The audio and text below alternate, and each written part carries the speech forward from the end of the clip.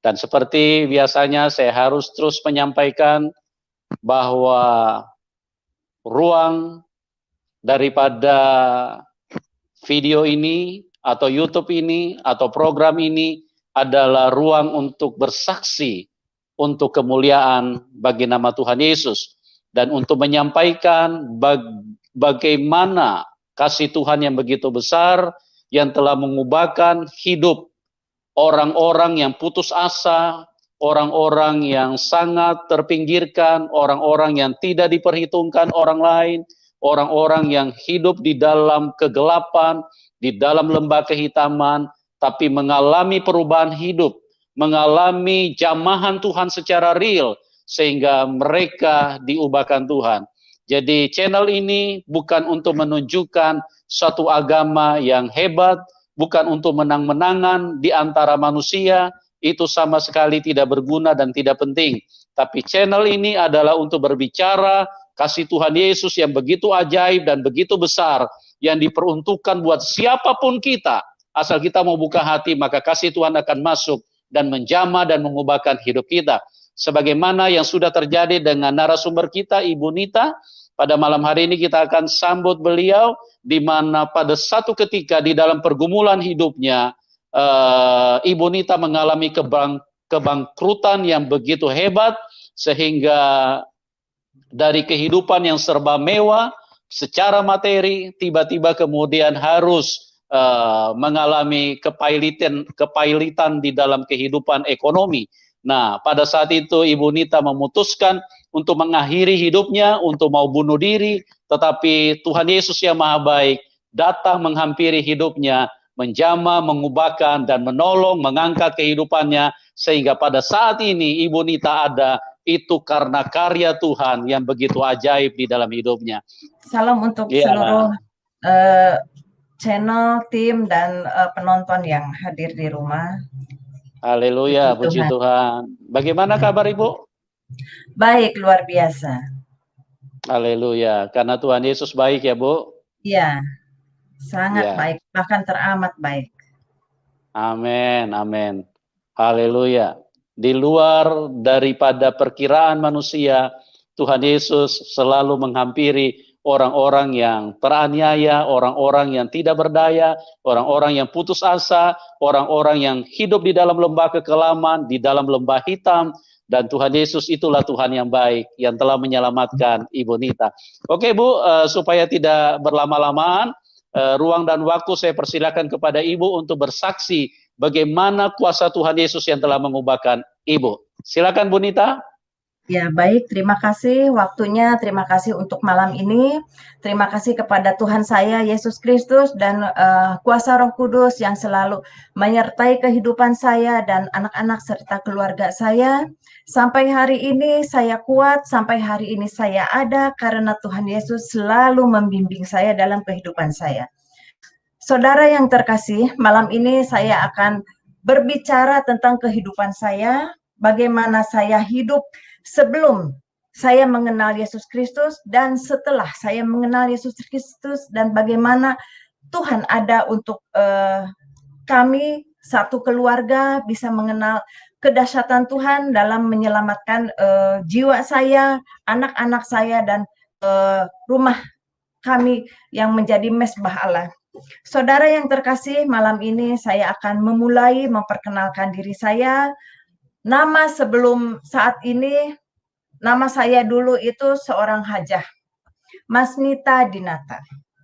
Garis keturunan saya dari suku Sunda yang cukup fanatik di dalam keluarga, apalagi saya memegang satu syiar untuk menyampaikan agama saya pada saat itu, tapi saya dengan leluasa saya menyampaikan bahwa inilah agama yang benar pada saat itu. Saya menjunjung tinggi agama leluhur saya, dan saya bekerja keras untuk mereka, Allah yang saya agungkan pada saat itu. Sampai pada saatnya suatu hari saya background Muslim, background keluarga Muslim juga.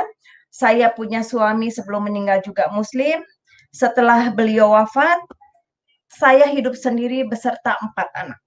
4 anak yang kecil-kecil pada saat itu, dan saya hanya memikirkan bagaimana membesarkan anak-anak saya, bagaimana saya bisa menyelesaikan bisnis saya yang cukup besar, peninggalan dari almarhum, yang saya harus mengelola dengan sedemikian rupa dan harus menjadi besar karena saya seorang pimpinan di salah satu yayasan yang saya miliki, yaitu Yayasan Al-Fat, dalam arti kemenangan. Al-Fat itu kemenangan.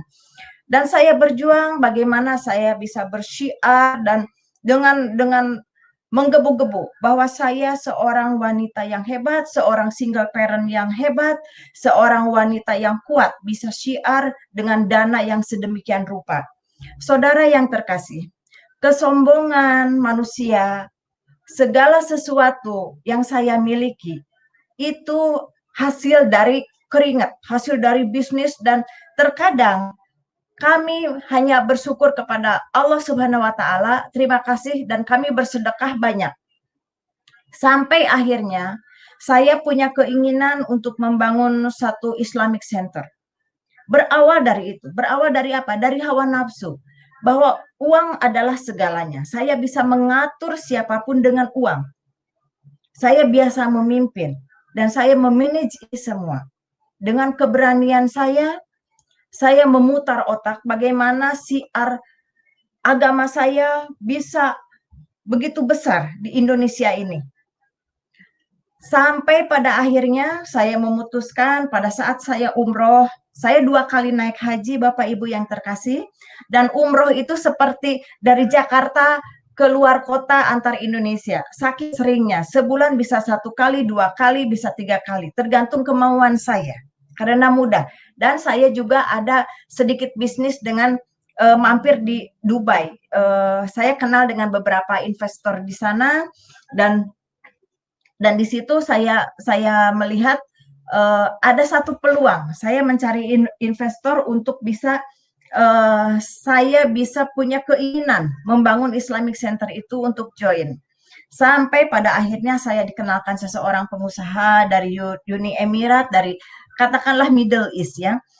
Saya join, saya bicarakan siapa saya di Indonesia, bagaimana sepak terjang bisnis saya, dan apa keinginan saya. Mereka begitu antusias. Oke, kalau untuk syiar kami akan membantu, bla bla bla bla dan sebagainya. Namanya orang mencari investor seperti orang sedang dagang. Nggak mungkin cari dana tanpa modal meja. Ya nggak, Bapak Ibu yang terkasih? Dia itu meminta, Bu, tolong buatkan master plan yang komplit supaya dana cepat turun. Oke, baik, seperti apa? Saya kan tidak memahami untuk pembangunan itu seperti apa dan bagaimana. Saya bicara dengan rekan-rekan saya di Indonesia, ada enggak arsitek atau siapapun yang bisa membantu saya mewujudkan Islamic Center. Pada tertarik, semua tertarik, termasuk orang-orang yang tadinya memang dia bukan Muslim, katakanlah non-Muslim. Pada saat itu saya haji.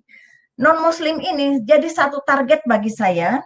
Kalau dia berhasil, saya bicarakan, karena waktu itu saya seorang jihad lah, dikatakanlah saya berjuang bagaimana bisa mu'alaf, seseorang itu bisa mu'alaf. Sampai akhirnya orang itu mau, dan Bu, saya akan buatkan gambarnya, gambar masjid, gambar ini, gambar itu, dan lain sebagainya. Nanti di pertengahan saya akan bukakan bagaimana master plan itu, bagaimana seed plan itu. Malam ini saya akan bicarakan bagaimana kasih Tuhan menjangkau saya dan rekan-rekan saya yang akhirnya kembali kepada Kristus. Semenjak itu saya begitu semangat untuk melobi. Berapa dana yang saya habiskan, saya tidak peduli. Yang jelas Islamic Center saya harus berdiri dengan segala kekuatan. Saya harus menjadikan ini real seperti itu. Jadi ada kesombongan, ada hawa nafsu bahwa semua itu kalau orang punya dana, kalau orang punya duit, sampai saat ini sepertinya dunia ada di tangan. Sampai pada akhirnya semua sudah beres, saya sudah membayar banyak hal di sini, bahkan sampai miliaran pada saat itu. Saya mulai proyek itu tahun 2002. Sampai 2 tahun kemudian 2004, saudara yang terkasih, apa yang terjadi? Rencana kami, rencana saya bukan rencana Tuhan. Rancangan yang saya rancang begitu indah ternyata bukan rancangannya Tuhan. Sampai akhirnya pemutusan hubungan sepihak dari Middle East itu kepada saya.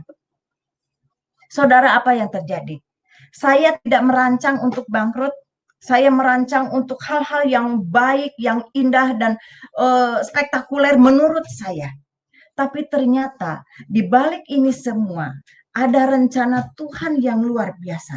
Ada rencana Tuhan Yesus yang begitu menyayangi saya. Bagaimana kehidupan saya sebelum mengenal Kristus, saya begitu punya kasih, saya banyak bersedekah. Tapi hal-hal kemanusiaan saya, kedagingan saya itu begitu besar.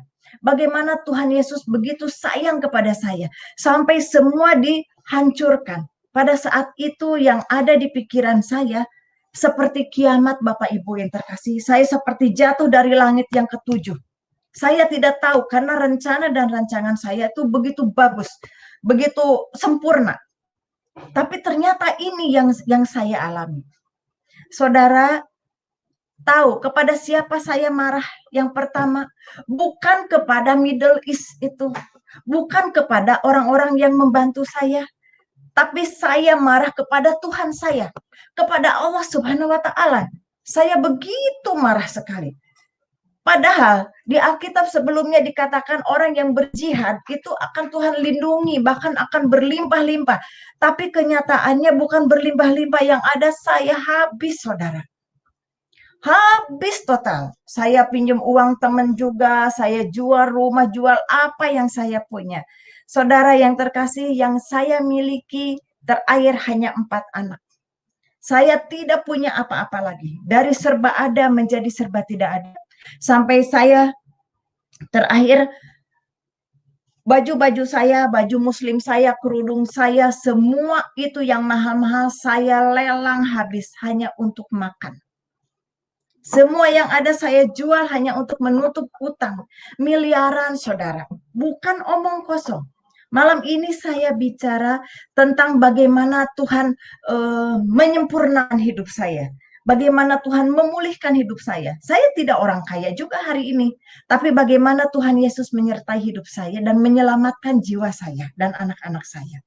Saudara yang terkasih, singkat kata, setelah hancur saya hanya bisa menangis, bisa menyalahkan Allah saya, bisa marah kepada seseorang yang pada saat itu saya sanjung. Kenapa bisa ini terjadi? Di mana kuasamu? Di mana suaramu? Tidak ada. Sampai dalam kesendirian saya, saudara, jangan dikira orang kalau jatuh semua rekan-rekan saya itu masih dekat. Tidak. Pada saat orang bangkrut, pada saat tidak punya apa-apa, satu persatu tanpa dikomando, teman-teman saya, relasi-relasi saya itu pada pergi. Satu persatu, tinggal saya dan anak-anak. Hanya satu yang bisa saya salahkan, yaitu Tuhan saya yang pada saat itu. Saya berjuang untuk Dia. Saya melakukan ini untuk Dia, bukan untuk saya. Tapi di situ ambisi saya juga ada. Karena saya terus terang pada saat itu, saya tidak suka dengan orang Kristen, saudara. Saya sangat membenci Tuhan Yesus.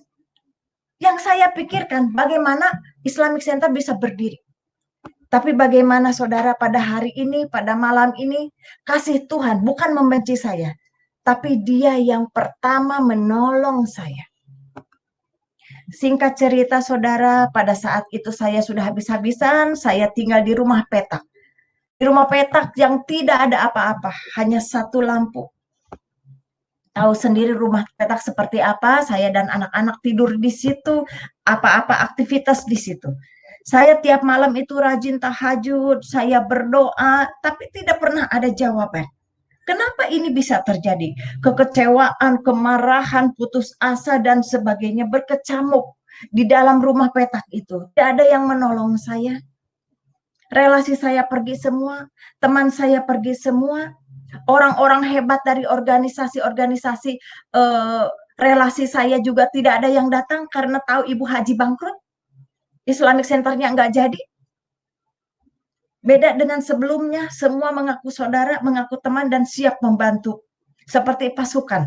Tapi begitu komandannya hancur lebur, tanpa dikomando mereka pergi saling menyelamatkan diri. Tapi yang ada pada saat itu, bagaimana saya melangsungkan hidup dengan anak-anak, dengan uang yang tersisa dari miliaran saudara, tinggal 15.000. 15.000 perak mau beli apa? Bagaimana hidup saya besok? Sudah tidak ada lagi yang bisa saya makan. Satu persatu saya jual untuk bisa mempertahankan hidup. Sampai akhirnya suatu malam saya sudah sangat putus asa, sangat letih untuk berteriak kepada Tuhan saya. Saya capek menangis dan saya capek minta tolong kepada rekan-rekan yang ada hinaan. Mungkin salah jalan kali, mungkin begini-begini. Beda dengan pada saat saya punya uang, dikit-dikit request money, tapi setelah ini semua, oh kamu mungkin salah jalan, saling menyalahkan. Saya bilang sudah cukup. Tidak ada yang salah, ini kesalahan saya. Sampai uang habis pun segala sesuatu pun salah. Karena saya tidak tahu untuk apa saya bekerja. Untuk apa saya membuat Islamic Center. Yang pada akhirnya seperti ini. Saudara yang terkasih, dengan uang 15.000 perak itu, dan saya melihat anak-anak, bagaimana ini ke depannya. Suami sudah meninggal, kalau seandainya saya tidak ada, bagaimana nyawa anak-anak saya? Siapa yang akan membesarkan mereka? Sebagai seorang ibu, saya bertanggung jawab penuh. Yang ada di pikiran saya, pada suatu malam, saya sholat tahajud. Dengan kemarahan saya begini, ya Allah, ini sholat saya yang terakhir. Di dalam sholat tahajud saya. Istikharah pun sudah tidak ada jawaban. Sholat saya yang terakhir yaitu tahajud. Ya Allah, ini sholat saya yang terakhir. Besok mau ke surga, mau ke neraka, saya sudah tidak peduli. Yang ada saya ingin mati beserta anak-anak saya. Saya tidak mungkin mati sendiri. Saya punya tanggung jawab untuk anak-anak saya. Saya udah nggak peduli, mau ke neraka, mau surga, udah nggak peduli. Mau kemana kayak urusannya. Saya lipat itu mukena, saya lipat itu sajadah. Saudara yang terkasih, saya orangnya yang komitmen. Kalau saya sudah berbicara ya atau tidak, inilah saya. Saya lipat semuanya, saya singkirkan, cukup sampai di sini. Ibadah saya, menyembah saya. Tidak ada hal lain lagi. Uang 15.000 itu saya lihat dan besoknya saya langsung ke toko terdekat membeli racun serangga, obat nyamuk cair. Saya beli waktu itu kurang lebih mungkin 9.000, harganya masih ada sisa kembali, dan saya berpikir udah untuk malam, acara malam, bukan sholat lagi, bukan minta tolong lagi, bukan minta apa-apa lagi, yang ada acara massal, bunuh diri massal. Itu yang ada di pikiran saya. Sampai akhirnya saya tidak ada rasa deg-degan. Saya hidup udah pasrah. Itulah kalau dikatakan di titik nadir saya udah nggak bisa apa-apa lagi. Cuman yang tersisa hanya sebotol cairan, obat nyamuk, dan anak-anak. Dan waktu yang tersisa. Dan saya tidak mau minta tolong kepada Allah saya, kepada siapapun lagi. Saya stop semuanya. Sampai malam itu terjadi, saya kepada anak-anak, yuk kita pada bobok. Cepetan deh kita bobok siang. Kenapa Bu harus bobok siang? Gak apa-apa, pokoknya kita harus tidur siang.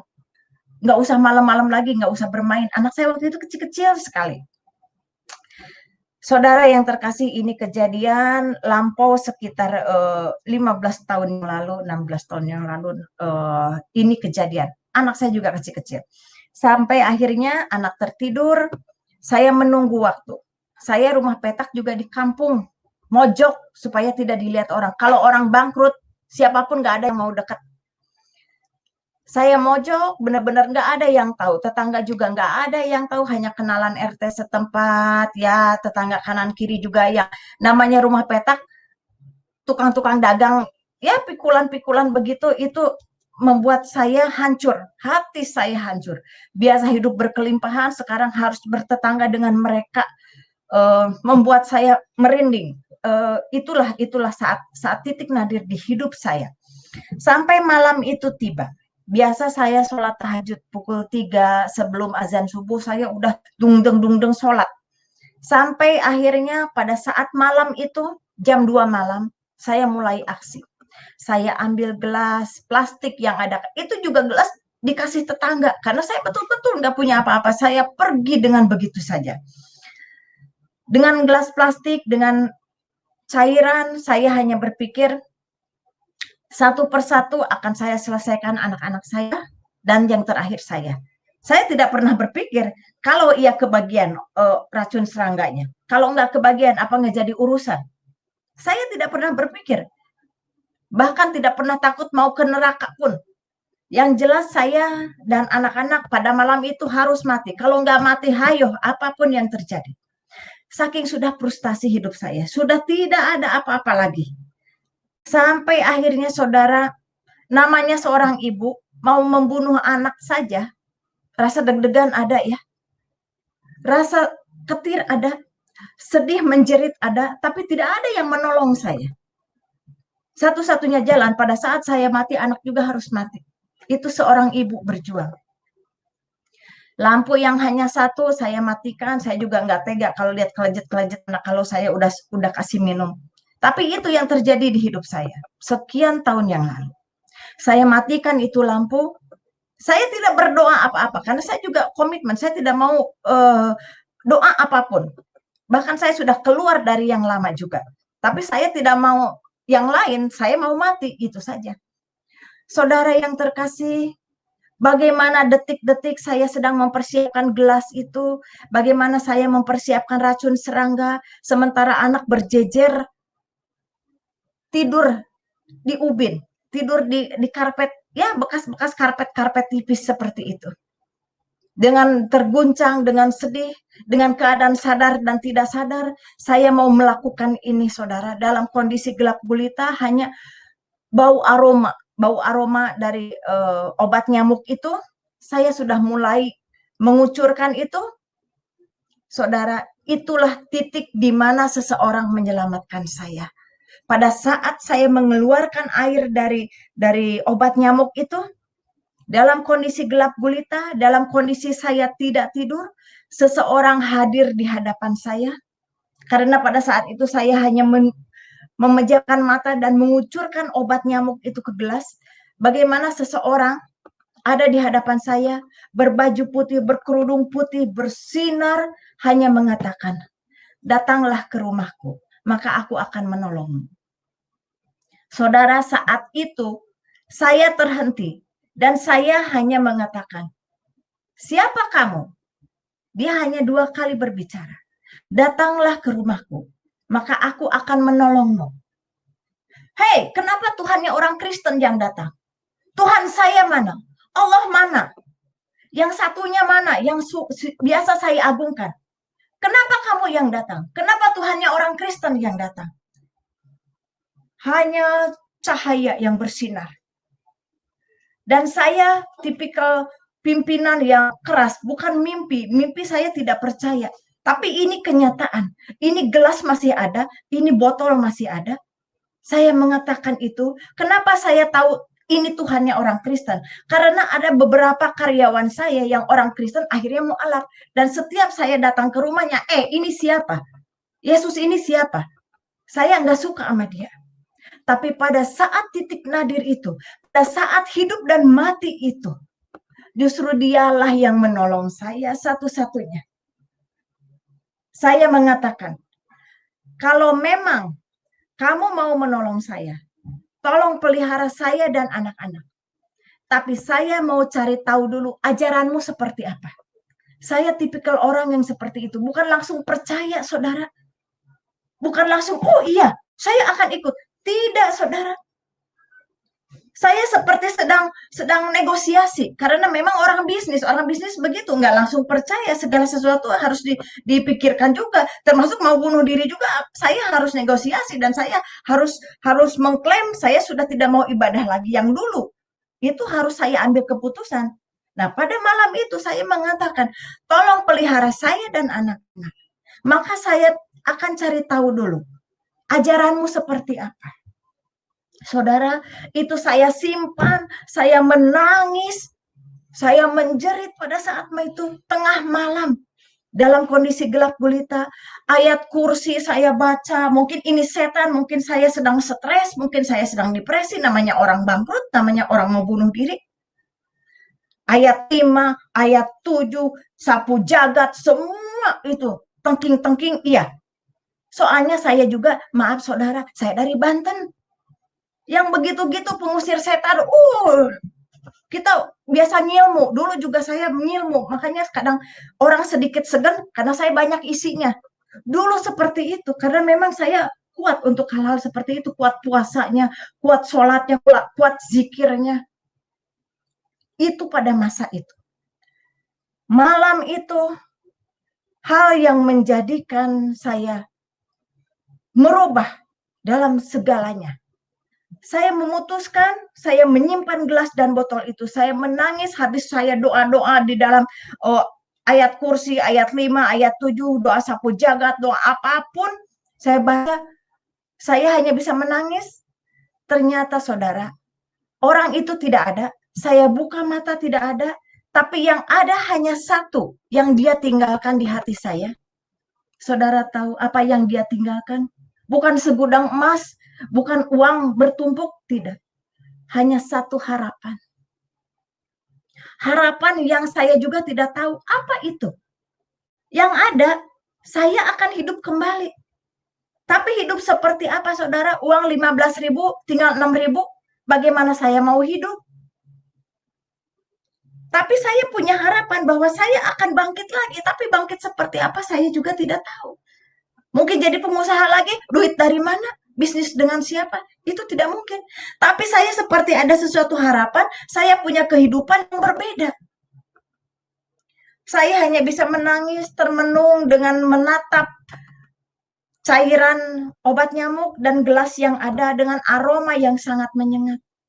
Tapi ada harapan di hati saya, besok akan lebih baik. Tapi saya juga tidak tahu harapan seperti apa. Tapi yang saya ingat, saya seperti negosiasi dengan seseorang, tolong pelihara saya dan anak-anak.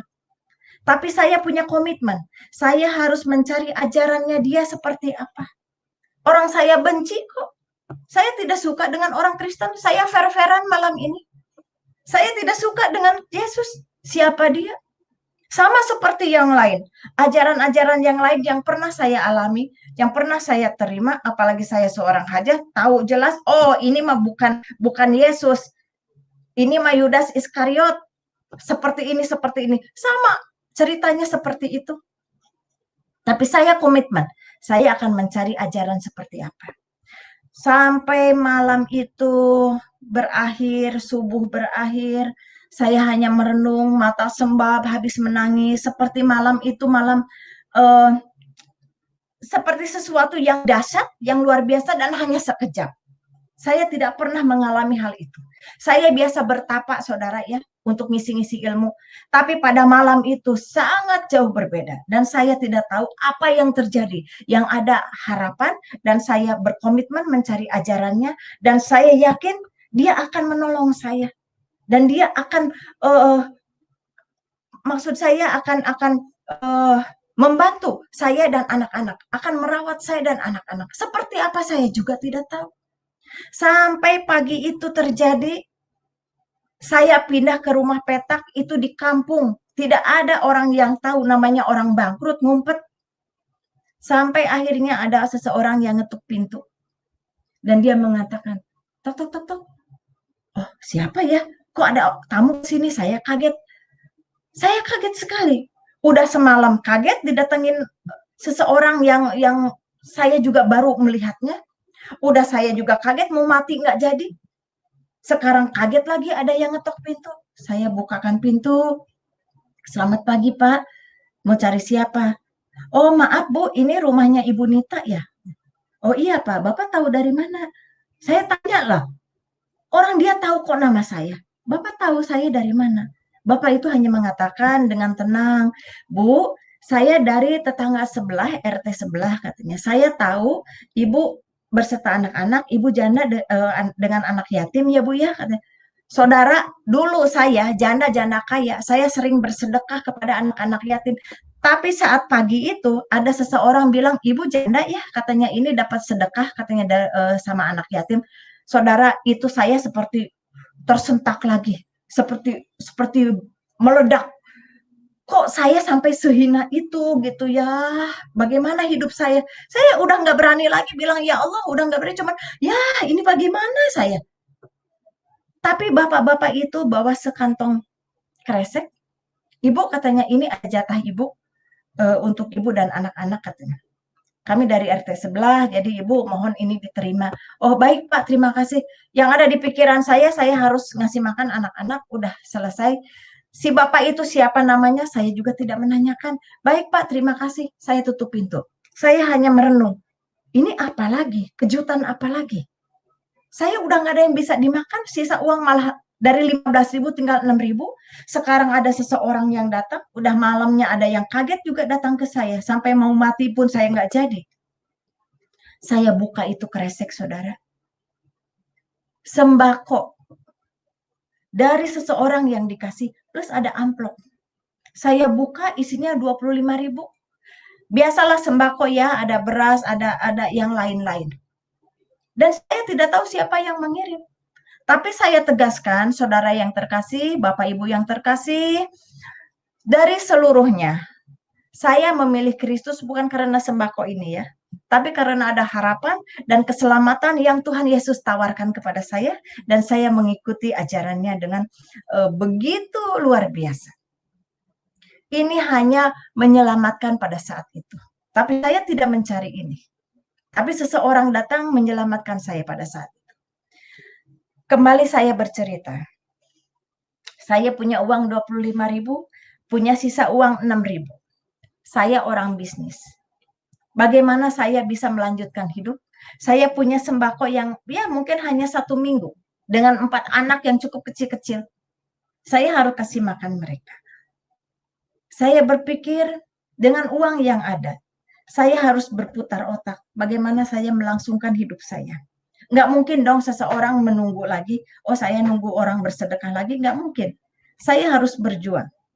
Sampai saya berpikir, saya tahu memasak, saya tahu bikin sesuatu, dan yang murah, yang ada di pikiran saya, bagaimana saya menjual susu kacang kedelai. Karena dulu saya pernah ekspor kacang kedelai, saudara.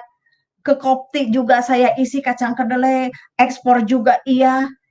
Saya pernah ngajarin orang, ayo bikin susu kacang. Tapi saat itu yang ada di pikiran saya harus bikin susu kacang untuk menyelamatkan saya. Modal segitu. Saya ke tetangga, pinjem blender, saya ke pasar, jalan kaki, pakai sendal jepit. Dulu turun naik mobil, ada bodyguard segala, tas ada yang nenteng, namanya Ibu Haji orang kaya. Sekarang ke pasar jalan kaki, pakai sendal jepit, gembel. Jangan tanya kerudungan. Jangan tanya yang lain. Apa ada saudara saya, rekan-rekan saya yang nanya, "Kamu udah makan belum?" Yang ada, kenapa Bu Haji jadi begini? Mungkin stres, mungkin depresi. Tapi saya nggak peduli. Saya ke pasar, orang melihat dengan mata sebelah, orang buang muka, kadang orang saya punya uang di orang juga mau ditagih orang tutup pintu, kebalik ya. Saya mau cari uang saya aja orang tutup pintu. Dulu orang ngantri cari uang ke saya. Tapi saat itu tidak ada satupun yang datang. Saudara yang terkasih, waktu itu saya beli kacang kedelai itu 1/4 perak. Karena saya kan harus beli yang lain. Kacang kedelai 1.000 perak, plastiknya, karetnya saya minta tuh saya potong-potong. Saya ngaduk-ngaduk, saya pinjam blender ke tetangga, saya mencoba dengan hancur hati saya, saudara. Maju mundur, ini pengusaha, ini bisniswoman sekarang harus nenteng plastik. Jualan susu kacang. Saya bikin itu antara maju mundur, kalau saya maju bagaimanapun saya punya gengsi, saya manusia. Kalau mundur, anak-anak siapa yang mau kasih makan? Bagaimana saya punya hidup? Karena saya punya harapan, saya harus hidup lagi. Tapi apakah saya mau jadi penjual susu kacang?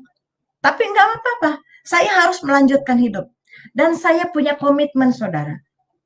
komitmen kepada seseorang yang datang di malam itu, seseorang yang bercahaya bahwa saya akan mencari ajarannya seperti apa.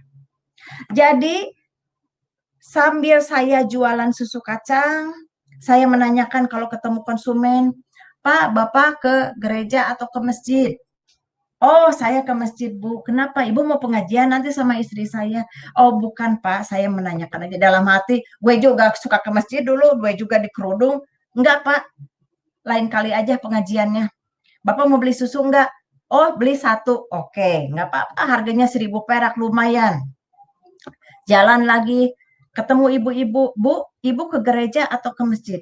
Oh, saya ke gereja, Mbak. Emang kenapa? Saya mau nanya, boleh? Memangnya Tuhan Yesus ada? Oh, ada. Dia Tuhan saya. Begini, gini, gini. Ah, kenapa, Bu? Enggak, saya mau jualan susu kacang. Kan enggak semudah itu, saya percaya. Saya mau jualan susu kacang. Mau beli? Oh, beli. Terus saya tanya lagi setiap hari. Saya tanya sampai saya juga ketemu orang yang, oh dia tuh Tuhan Yesus baik, Tuhan itu penolong, begini-begini. Saya cuma diam aja. Boleh saya nanya? Mau nanya apa? Bisa tidak Tuhan Yesus itu datang? Oh iya, dia sering menampakkan. Saya jadi bingung lagi, sering menampakkan. Sementara di ajaran saya yang lama itu dia kan udah terangkat hidup-hidup, sementara yang disalibkan itu kan Yudas Iskariot. Ini otak masih otak yang lama, belum di-upgrade. Sampai akhirnya saya ketemu sebuah rumah yang cukup besar di Hook. Saya ketemu orang itu karena saya sedang jualan ke tetangganya. Ibu jualan apa? Oh, saya jualan susu kacang. Oh, ibu mau beli? Boleh. Nah, boleh menjadi langganan saya. Boleh, tapi jangan pakai gula. Iya, Bu, baik. Soalnya dia diabetes. Baik. Dia langganan ke saya baik. Terus saya tanya, ibu ke gereja atau ke masjid? Oh, kami ke gereja. Kata gitu. Kenapa? Oh, enggak, saya mau nanya tentang Tuhan Yesus itu siapa sih? Oh, dia ceritakan Tuhan Yesus begini-gini. Terus, oh, kalau mau tahu tunggu ya, katanya suami saya kebetulan gembala. Ini Ibu Haji nggak ngerti gembala itu gembala apa. Saya pikir gembala itu gembala yang di sawah, naik kerbau, niup seruling. Apa ini gembala atau bagaimana? Saya bilang, oh saya nggak ngerti Bu, gembala-gembalaan itu apa. Oh, gembala itu jadi pimpinan di satu gereja, katanya gitu. Oh, Ibu mau dikenalin sekarang? Oh, kenalan aja ya Bu ya, tapi saya nggak mau cerita apa-apa. Oh iya, iya katanya. Kenalan lah sama suaminya yang gembala itu. Nah, udah.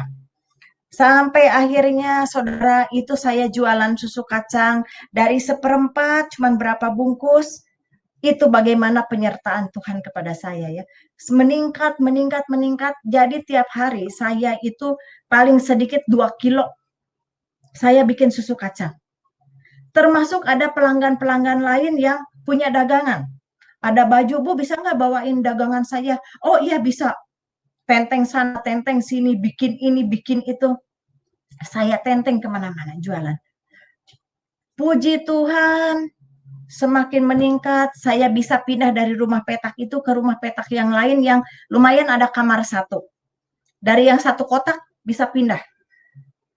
Saya bayar di situ, saya mulai bebenah dengan anak-anak, tapi saya tetap mencari. Saya mencari ajarannya seperti apa, sampai akhirnya saya ketemu lagi orang yang kaya itu, karena jadi langganan, terus dagangannya terus belanja terus ke saya banyak sekali. Sampai di total-total kurang lebih 7 juta ada. 7 juta pada saat itu tuh sangat besar sekali ya. Saking apa saudara? Saking saya terlena karena kalau saya jualan, terus bapaknya tuh ada yang gembala itu yang saya tahu akhirnya beliau seorang pendeta, beliau pimpinan di gereja, dia selalu menceritakan Tuhan Yesus itu baik, Tuhan Yesus itu begini, begini, semua akurat dengan Alkitab. Sampai akhirnya saya terlena hanya setoran sedikit-sedikit dari istrinya tuh. Sampai suatu hari yang punya dagangan nanya, datang ke rumah. Bu, maaf saya mau nanya, katanya. Ibu sudah bawa dagangan saya banyak, katanya. Kira-kira bisa setoran kapan agak banyak ya Bu, karena saya harus berputar. Memang iya juga. Di ibu ini sangat besar, hampir 7 juta. Sementara di yang lain sedikit-sedikit dan ya lumayan lancar lah. Ya, saya bilang, tunggu ya Pak ya, saya mau ke rumahnya dulu. Saya datang ke rumahnya yang besar itu. Saya ketok lagi. Karena dia sepuh ya, dia panggil saya Mbak Nita. Oh, Mbak Nita, ada apa lagi katanya? Bikin apa sekarang? Oh, enggak Bu, saya enggak bikin apa-apa. Kebetulan di rumah ada yang datang yang punya dagangan. Maksudnya enggak, dagangan itu sebetulnya dagangan punya orang, saya dagangin, saya cuma ngambil untung sedikit. Nah, kebetulan dia nanyain, kebetulan Ibu besar utang ke saya. Dia agak kaget. Saudara, apa yang terjadi? Saya bukan mau buka aib, tapi ini perjalanan hidup saya. Tahu nggak itu seorang ibu tua itu? Dia keluarkan. Ayo Manita katanya, tolong buka kalung saya. Emang kenapa Bu? Saya bukain. Dia lepasin. Ini katanya, kamu bawa ke pasar, ini suratnya. Dia cari-cari, ini suratnya. Kamu jual ini kalung. Nanti uangnya buat kamu katanya, buat bayar dagangan. Aduh maaf, saya nggak mau seperti ini. Saya tidak pernah jual-jual barang orang seperti ini. Saya bilang gitu. Saya butuh uang karena orang yang punya dagangan nunggu di rumah saya. Nggak, maksud saya bayar dulu pakai ini. Ini ada uang sedikit nih. Ini ada 500 pegang. Nah ini kalungnya ke pasar jual katanya itu. Itu saya kan ditunggu orang. Saya jual ke pasar. Cuman dapat nggak sampai 2 juta.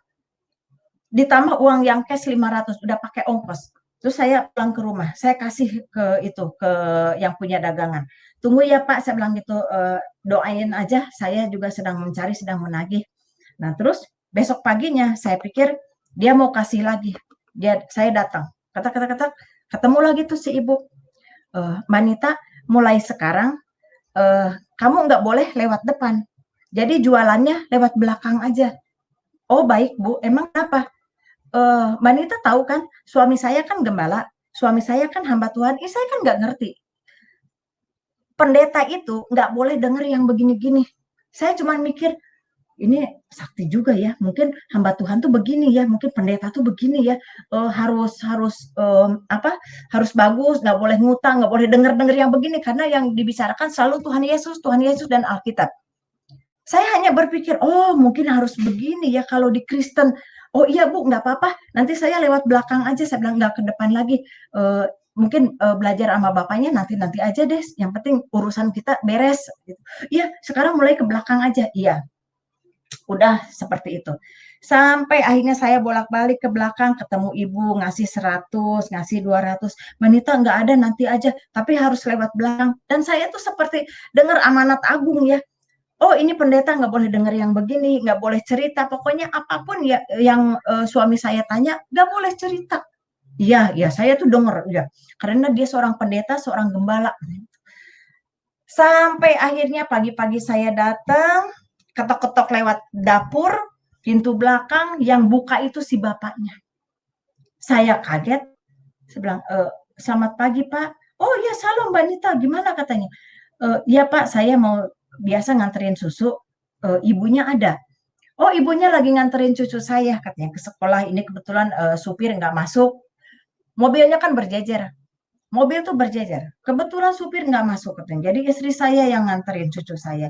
Oh emang kenapa Pak, Mbak Nita? Oh nggak apa-apa Pak, saya hanya mencari ibu saja, mau nganterin susu. Tapi mungkin karena saya kan orang bingung karena ditagih utang juga gitu. Saya mencari ibunya juga mau nagih utang. Saya hanya mau berkelit bagaimana tahu saudara yang terkasih itu bapak itu seorang gembala, seorang pendeta langsung begini. Istri saya punya utang berapa? Saya cuma bingung. Sakti juga ini pendeta ya. Kok saya belum cerita dia udah tahu bahwa istrinya punya utang. Enggak Pak, saya mau bicara, mau ketemu ibu. Saya ingin tahu istri saya punya utang berapa? Ada catatannya?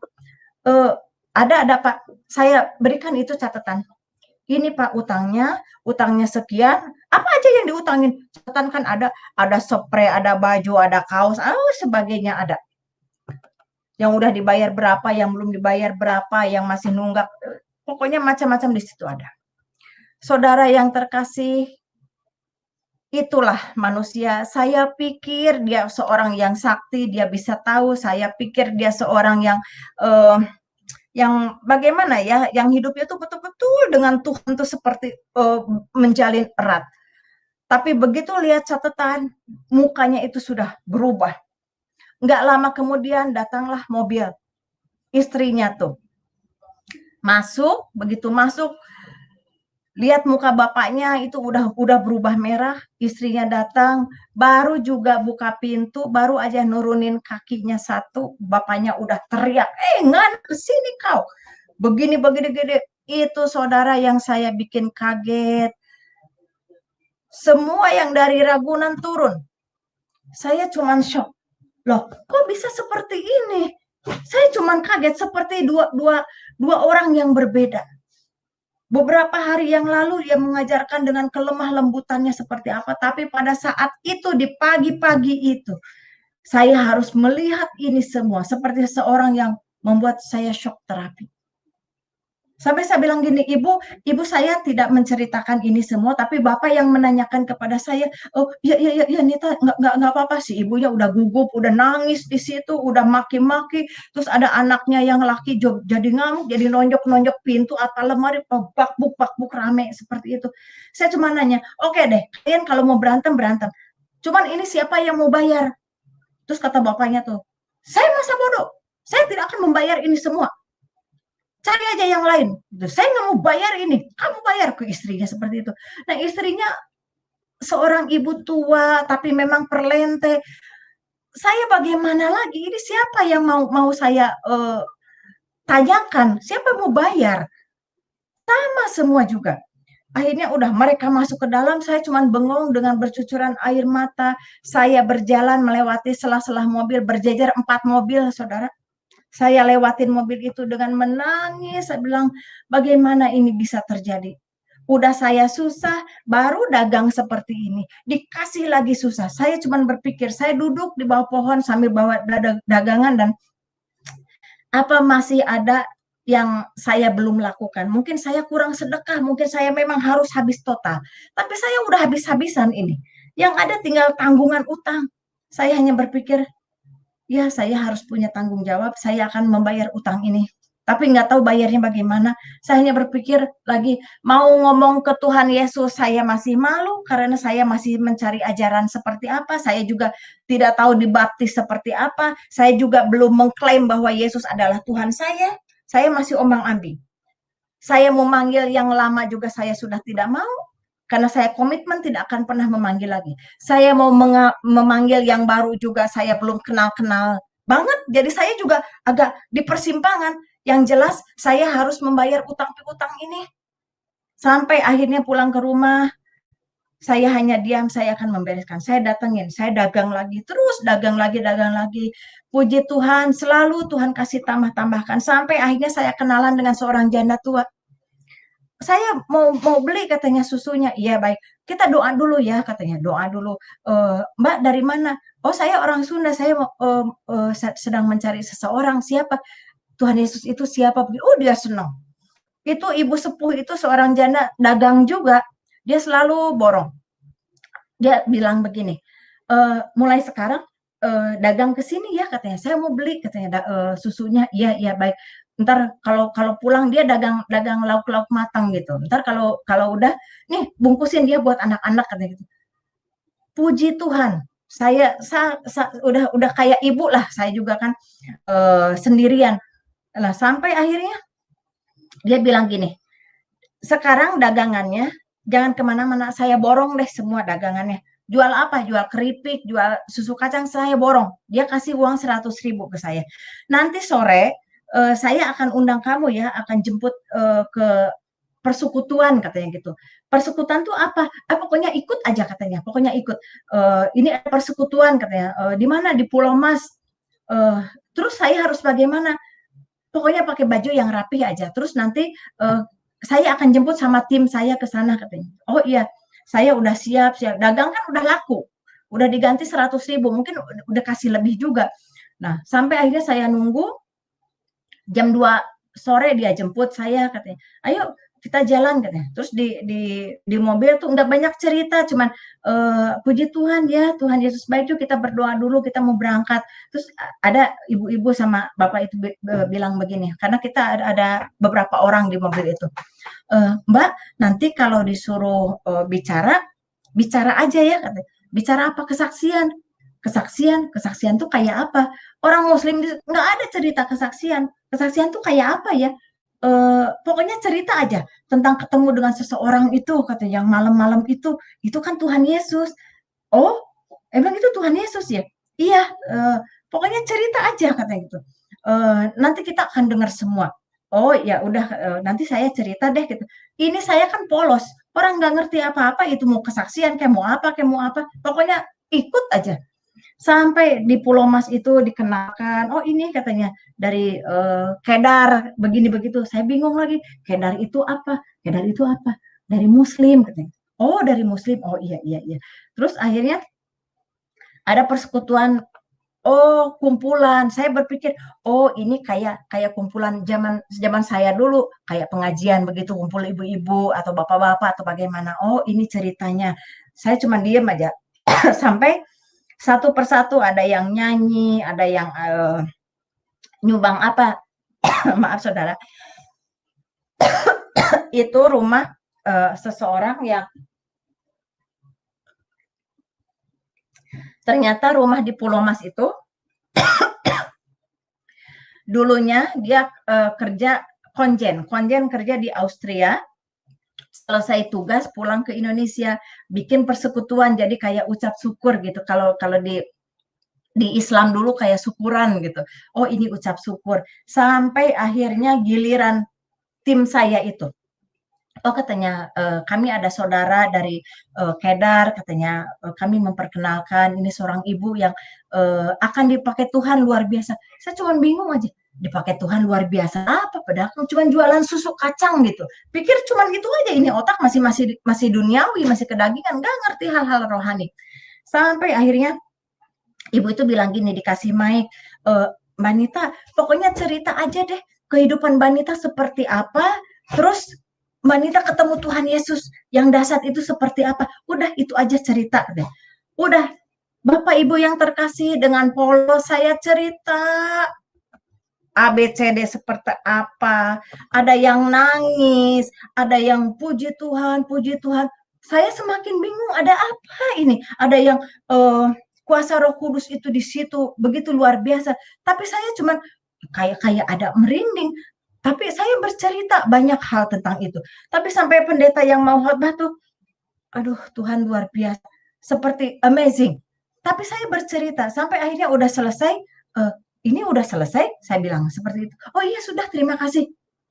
Begitu selesai, pendeta itu baru khotbah. Khotbah, tadinya dia punya khotbah seperti apa di rumah persiapan. Begitu dengar kesaksian saya, bagaimana Tuhan mengubah seseorang. Bagaimana Tuhan memberikan satu harapan kepada seseorang. Bagaimana Tuhan menyelamatkan jiwa seseorang. Yang saya pikir dulu, waktu saya masih di seberang sana, saya masih di tetangga sana. Saya begitu tidak suka dengan kekristenan. Saya fair. Saya tidak suka dengan Yesus. Saya selalu menghakimi mereka, tapi pada saat itu justru dia yang menolong saya. Luar biasa. Saya hanya menyampaikan bagaimana kasih Tuhan kepada saya, kepada saudara, kepada pemirsa, kepada penonton yang malam ini ada. Tuhan tidak akan terlambat menyelamatkan saudara, bagaimana Tuhan menyelamatkan saya dan anak-anak saya. Saudara tidak terhenti sampai di situ. Sampai akhirnya berbagai cerita tentang Ibu Haji yang murtad sampailah terdengar kepada organisasi-organisasi yang cukup besar. Mereka mulai mencari saya, mereka menanyakan, kok kenapa kamu tidak datang ke saya minta tolong, kenapa tidak begini begitu, dan yang marah juga banyak, yang tadinya saya dipanggil warawiri, sampai akhirnya mereka mengasih saya proyek. Bu Haji mungkin kita bisa kerjasama lagi, saya ada proyek deh katanya gitu. Saya akan kasih proyeknya, saya hanya mengatakan, saya sudah tidak tertarik dengan proyek, saya cukup nyaman dengan jualan susu kacang dan saya punya harapan untuk hidup. Kok katanya saya dengar-dengar Ibu Haji sudah ikut, siapa itu katanya? Kumpul-kumpul sama orang-orang dari seberang sana. Sekarang katanya, Ibu sudah ikut-ikutan katanya, ke gereja lah. Ikut-ikutan Yesus lah. Itu nggak benar. Itu nggak ada Yesus-Yesusan, itu hanya cerita. Saya hanya mengatakan, sebetulnya saya tidak ikut Yesus, saya tidak ikut Kristen, tapi Tuhan Yesus, Tuhannya orang Kristen, masuk di hati saya. Dia memberikan harapan kepada saya di saat tidak satupun orang yang sanggup menolong saya. Bahkan Tuhan saya di masa lalu. Tidak ada relasi pun yang datang kepada saya. Semua menyingkir. Hanya Dia, Tuhan Yesus yang saat ini saya kenal. Hanya Dia yang datang kepada saat saya di titik nadir yang paling dalam. Pada saat saya hidup dan mati. Bahkan saya rencana membunuh anak-anak saya supaya mereka tidak terlantar. Mungkin ibu harus berobat, mungkin ibu harus tenang dan sebagainya. Saya bilang mohon maaf, saya berterima kasih mau diberikan proyek, saya berterima kasih dirangkul kembali, tapi saya punya komitmen, saya sedang mencari ajarannya Tuhan Yesus dan saya akan terus mencari ajarannya yang benar untuk hidup saya, tidak untuk yang lain. Jadi saya mohon permisi dan saya akan kembali berjalan sambil jualan susu kacang lagi. Gak apa-apa, kekurangan juga tidak masalah, tapi saya dalam pemeliharaan dan penyertaan Tuhan saya. Saya belum dibaptis, tapi saya yakin Dia menolong saya. Dia Allah yang hidup bagi saya. Saya tidak minta pertolongan, justru saya minta pertolongan kepada Tuhan saya yang lama, yang datang melalui Tuhan yang baru, yang tidak saya kenal. Bahkan umatnya juga saya mualafkan. Baik kalau begitu, sudah berarti proyek nggak jadi ya, nggak deal ya, nggak apa-apa ya. Oke, nggak masalah. Silakan ibu berjalan dengan kehidupan ibu yang baru, yang belum tentu akan menjadikan ibu kaya lagi. Saya bilang, saya hidup tidak mencari kekayaan, yang ada saya mencari ketenangan jiwa, itu saja. Dan akhirnya saya keluar lagi dari organisasi yang besar, mereka tutup mata, akhirnya saya ditendang habis. Segala cemoohan, dipanggil sana, dipanggil sini, sampai akhirnya bosan saya dikirimin hal-hal yang secara magic juga, supaya saya kembali dan sebagainya. Sampai akhirnya saudara, namanya, saya kalau jatuh, keluarga besar saya juga tidak tahu apa yang terjadi dengan saya. Sampai akhirnya pas liburan, anak-anak biasa sekolah mewah, ini sekolah di kampung. Pas liburan, aku mau ke rumah nenek, katanya mau ke rumah keluarga. Itu kebetulan dia pulang ke Garut. Ya udah anak-anak dengan senang dia ketemu saudaranya. Kita kan hidup di rumah petak yang udah lumayan lah, ada kamar satu. Oke deh, kita ke Garut. Saya tinggalkan anak-anak kan liburan. Saya kembali ke Jakarta. Kembali berpetualang, mencari ajaran Tuhan, sampai datang ke kedutaan Vatikan, menanyakan hanya mencari siapa itu Yesus. Sampai akhirnya saya diperkenalkan dengan seseorang, dia ajarkan saya siapakah itu Yesus, dan saya masih tetap belum yakin. Saya masih harus mencari lebih lagi. Akhirnya saya datang ke Garut, mungkin saatnya harus terbuka di keluarga saya, saudara. Datang ke keluarga saya, muka mereka sudah berbeda. Yang tadinya datang dengan cucunya senang-senang, sekarang tuh udah berbeda. Langsung dihadapkan kepada pengadilan syariah. Saya langsung disidang saat itu. Dia langsung menanyakan, kakak saya yang laki-laki, kamu sekarang jadi orang Kristen ya? Saya bilang, saya kaget. Kok bisa sampai? Saya kaget, ada apa ini? Saya bilang, loh, ada apa ini? Saya seperti pura-pura. Kamu sekarang jadi orang Kristen ya? Kamu ikut-ikutan seperti orang kafir. Kamu sekarang jadi kafir. Lebih baik kamu mati di tangan saya daripada kamu jadi kafir. Saya bilang, tunggu dulu. Ada apa? Kakak saya yang laki itu mau mukul saya. Ditahan sama kakak saya yang laki. Namanya di sidang keluarga besar, di situ ada. Nih ya, asal kamu tahu. Lagi liburan, anak kamu katanya mau dikasih makan, bukannya baca Bismillahirrohmanirrohim, malah begini. Kita semua kaget. Terus mau apa? Anak kamu begini. Namanya saudara yang terkasih, anak kecil-kecil. Tempo hari kan saya bawa tuh ke Jakarta, ke gereja, saya bawa ke persekutuan, diajarin berdoa sama rekan-rekan saya yang baru tuh, Bu, katanya cara berdoa orang Kristen begini-gini. Anak saya tuh kecil-kecil waktu itu, ngikutin, dibawalah ke kampung. Saudara yang terkasih, itu kakak saya marahnya seperti apa itu di meja itu kalau kumpul keluarga kan ada kue, ada buah, ada pisau buah di situ dan lain sebagainya. Anak saya juga kumpul di situ. Itu kakak saya yang pas di atas saya. Saya punya kakak 5, saya anak ke-6. Keluarga besar saya 6 bersaudara, saya paling kecil. Itu kakak saya yang paling kalau dikatakan di Garut cukup punya nama. Dia ambil itu pisau, lebih baik saya bunuh kamu hari ini juga. Satu kali lagi saudara, pada saat itu dengan amarahnya kakak saya dengan pisau di tangan, dia mau membunuh saya, nggak tahu bagaimana dia keserimpet kaki di kursi, namanya dia sidang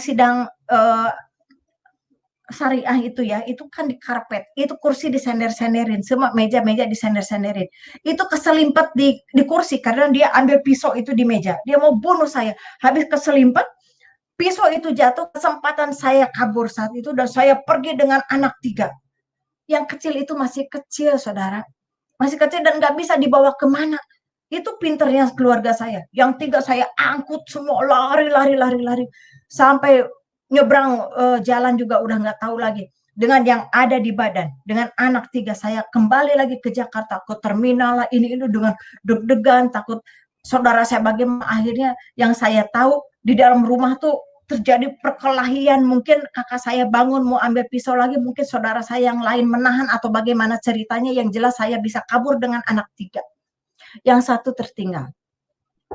Sampai akhirnya kembali melewati masuk tol, saya udah mulai tenang. Oh Tuhan Yesus, mungkin ini pertolongan-Mu juga ya. Aku bisa hidup, tapi kan mana anak saya yang satu? Saya cuma bawa 3 anak. Saya nangis, saudara. Di dalam bis itu saya nangis, saya diam, saya tutup, saya gendong anak 3 saudara, saya tumpuk di situ, kasih ongkos, saya bilang ke kondektur, Pak saya ada uang segini, saya mau ke Jakarta, maaf ya Pak, mungkin ada kekurangan. Akhirnya udah, saya sampai di Jakarta, saya kembali ke rumah petak itu, saya bisa menangis, ingat anak saya yang satu. Terus anak saya yang nanya, kok ada Widya mana? Anak saya yang pertama namanya Ratu Ratna Juwita, anak saya yang kedua laki-laki, Tubagus Rahmat Rifan Hidayatullah, anak ketiga saya Ratu Ratna Hairiza, anak keempat saya Ratu Lutfi Widya Hartanti, itu anak saya. Dan saya harus hidup dengan 3 anak saudara. Saya berjuang, yang akhirnya setelah saya habis kesaksian di Pulau Mas itu, di rumah seorang konjen yang baru datang dari Austria, ternyata salah satu tamu itu ada wartawan dari salah satu channel juga, televisi, dia kontak saya diundang lagi, saya syuting lagi di Solusi, sering ngundang saya narasumber, dari situ satu persatu saya pikir habis jualan susu kedelai, Tuhan mau menjadikan saya pengusaha lagi. Tapi ternyata tidak. Saya diundang ke sana kemari, tiap hari saya rendam kacang semalaman, saudara. Besoknya itu nggak jadi saya giling kacang. Soalnya besok paginya tuh dijemput orang kemana? Untuk kesaksian bagaimana menciptakan Yesus. Terus saya mau bikin lagi, udah nggak bagus. Akhirnya saya buang. Tapi bagaimana cara Tuhan memberkati saya? Itu puji Tuhan, akhirnya saya bisa dari rumah petak 1, saya pindah ke rumah 2 kamar. Saya bebenah di situ sama Tuhan, saya pingin ada doa di sini, pingin hidup normal, tapi saya juga belum dibaptis, bagaimana ini ya? Itu satu penyerahan diri harus total. Kalau saya mencintai seseorang, kalau saya mencintai Yesus, dia sudah memelihara saya sudah komitmen. Dia sudah menyertai hidup saya, berarti saya harus sepenuhnya menyerahkan hidup saya. Ini juga pergumulan.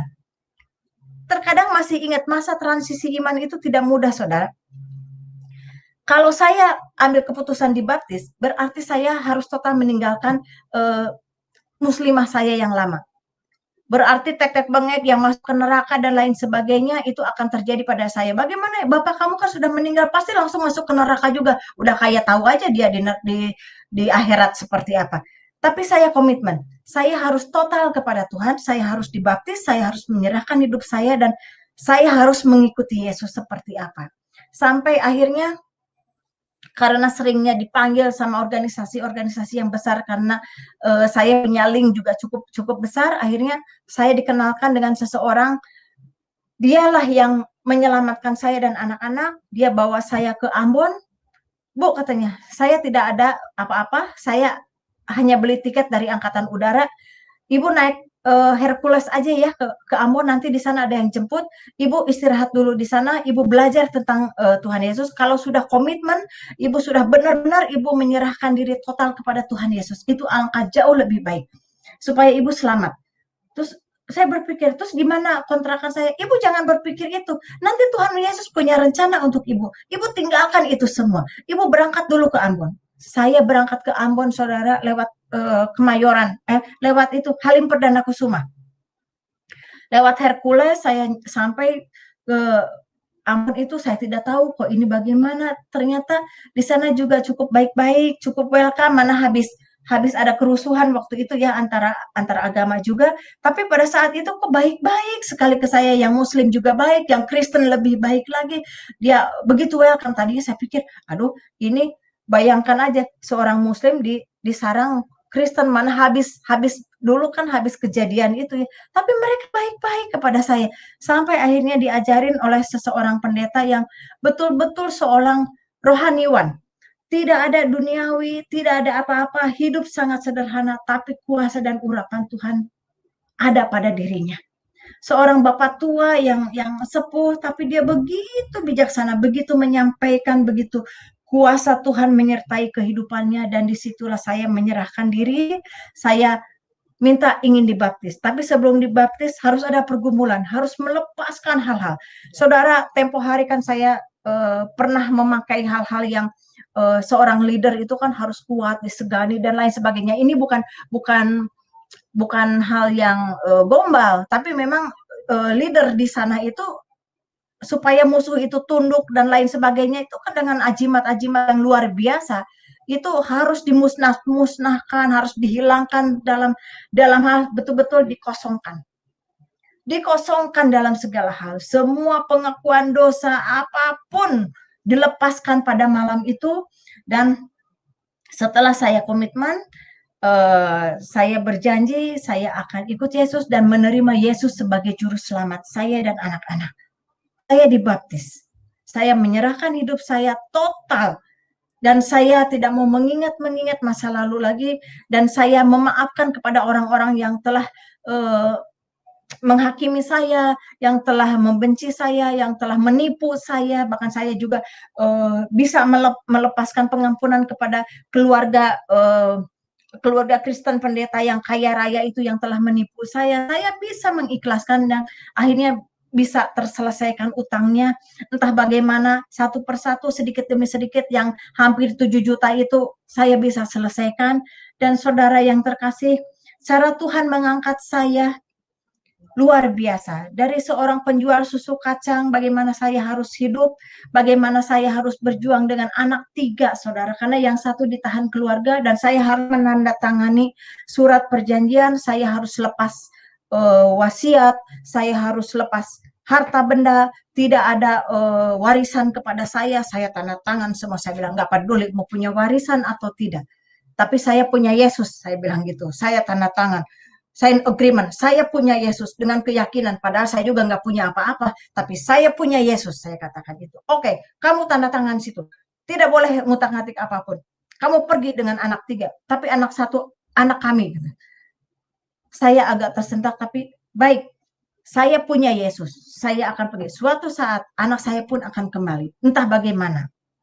Saya pergi, saya habis tanda tangan, saya tidak bawa anak-anak, saya titipkan di Jakarta. Saya habis dari Ambon itu saya titipkan di Jakarta, anak-anak yang 3, saya kembali ke Garut karena harus tanda tangan kayak dipecat hubungan keluarga lah gitu.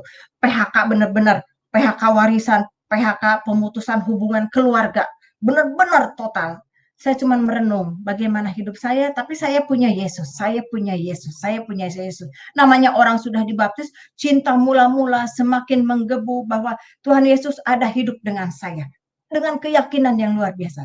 Sampai di Jakarta, mulai dari situ saya bereskan, mulai orang tahu saya dulu namanya Ustazah, sekarang tinggal ngomong jadi penginjil. Waktu di Ambon itu kan saya digembleng juga sekolah Alkitab. Pokoknya tidak ada biaya apapun. Saya dididik secara agama di situ, betul-betul secara Alkitab yang ini Alkitab, ini buku pedoman bagi saya, pedoman hidup saya dan saudara tentunya. Dan saya sangat mengasihi pada malam hari ini, luar biasa bagaimana Tuhan Yesus menjamah dan membawa saya dari kehidupan yang lama sampai kepada kehidupan baru. Penuh proses, saudara, bukan instan, bukan tipu-tipu, bukan bohong-bohong. Nanti saya minta kepada admin, saya jeda sebentar dulu, mungkin admin bisa menolong saya untuk slide Islamic Center saya. Mungkin orang kan berpikir, oh saya bohong kali. Tidak, saudara. Saya berbicara bagaimana Tuhan menyertai saya, bagaimana Tuhan Yesus membawa saya dalam keselamatan. Mungkin sedikit bisa diperlihatkan kepada saudara terkasih, karena saya sangat mencintai. Baik, baik, Bu. Baik, kita akan tampilkan ya. Ini apa?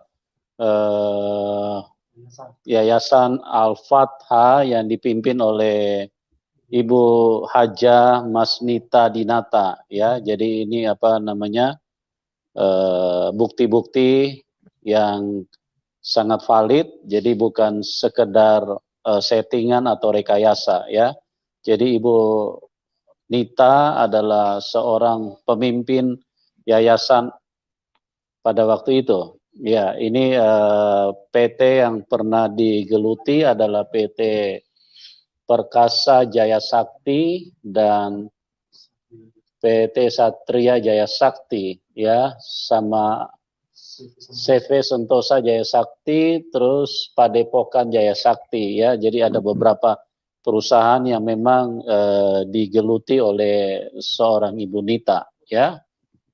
Dan juga inilah dana daripada Islamic Center, master plan-nya yang pada waktu itu menjadi impian dan tujuan daripada Ibu Nita untuk menghadirkan Islamic Center adalah bukti bagaimana Ibu Nita ini adalah seseorang yang sangat taat di dalam keagamaan dan sangat mencintai keagamaan, sehingga pada waktu itu dengan tujuan di dalam hati dan pikirannya untuk menghadirkan Islamic Center agar agama Ibu Nita yang sebelumnya menjadi lebih besar, lebih maksimal, dan lebih berjaya sesuai dengan apa yang ada di dalam pikiran Ibu Nita pada waktu itu.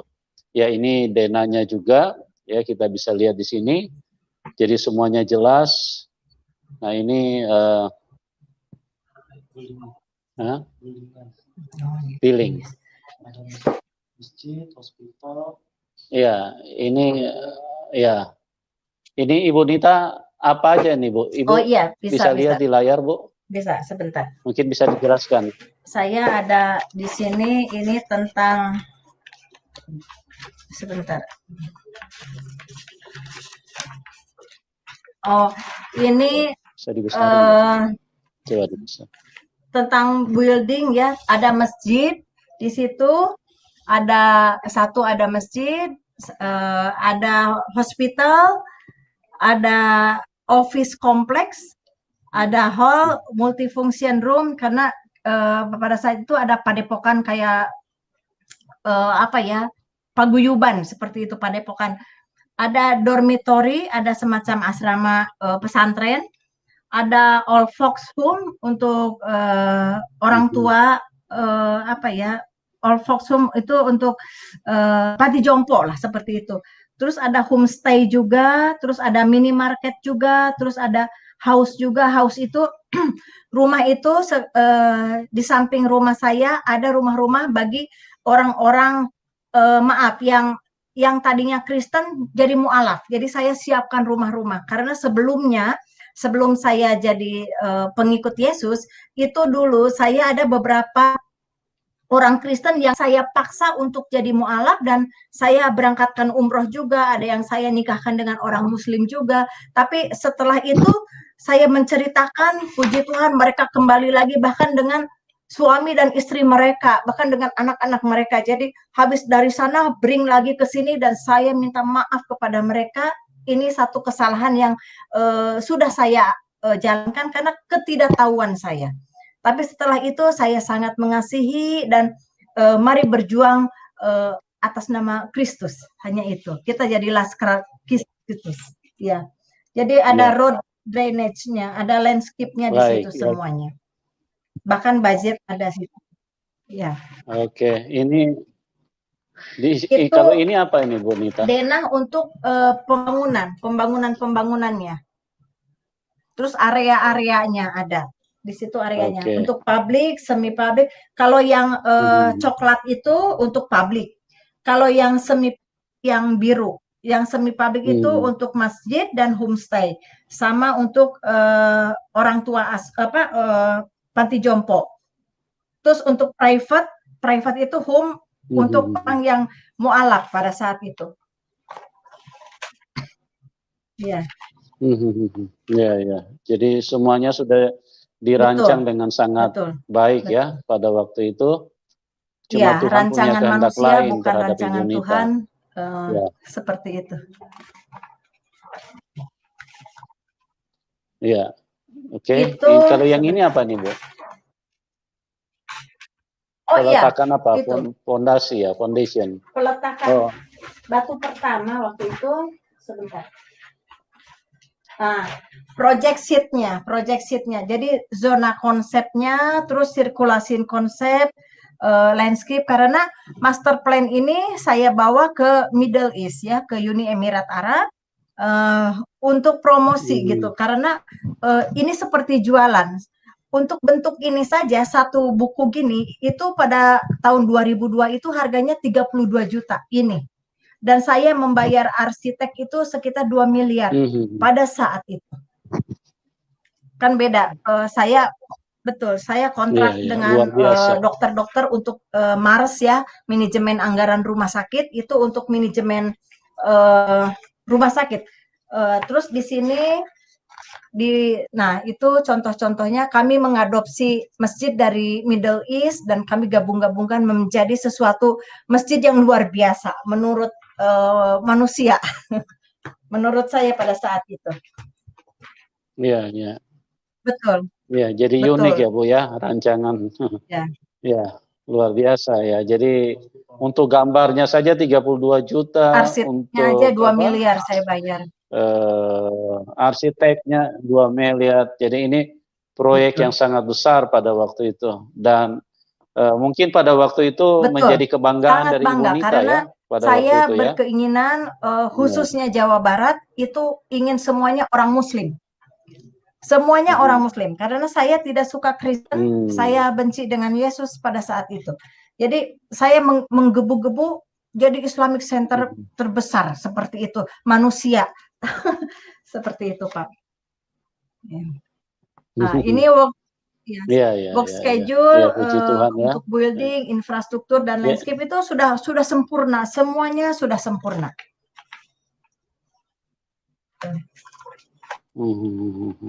Ya, next. Oke, next. Iya, ya itu ambil gambar dari atas itu nantinya akan seperti ini. Landscape-nya akan seperti ini. View dari atas ini ya Bu ya. Iya, iya, iya. Ya, oke, kita pindah ke next picture. Itu budget, Pak. Ini apa nih, Bu? Budget itu dana yang saya sampai habis-habisan, Pak, untuk ini.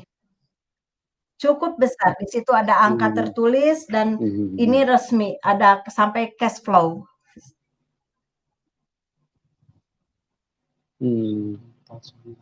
Ya, apa 149 apa nih? Miliar apa? Iya. Oke. Ya, ya, ya. Ya. Sangat besar ya pada waktu. Betul, mulai proyek 2002 ya, Bu ya. 2004 hancur. Ya, seperti itu. Ya, oke. Nah, kita pindah lagi next. Ya, kami punya tabloid juga, Pak. Tabloid Muslim. Untuk siar. Ya.